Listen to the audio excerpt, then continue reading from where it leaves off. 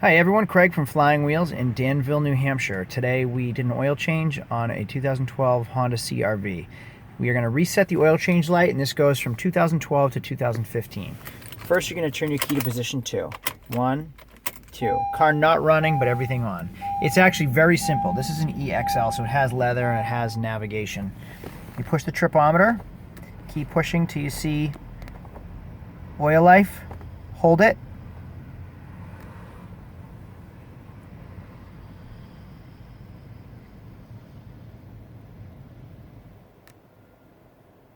It starts blinking after about 10 seconds. You can let go, hold it again,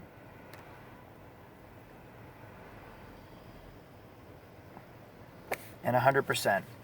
Very simple, but just be patient because it does take 10 seconds twice, okay? Thanks for watching. Please click the like button if it was help to you, and also don't forget to subscribe for more tricks and some fun car stuff. Thank you, everyone. Bye-bye.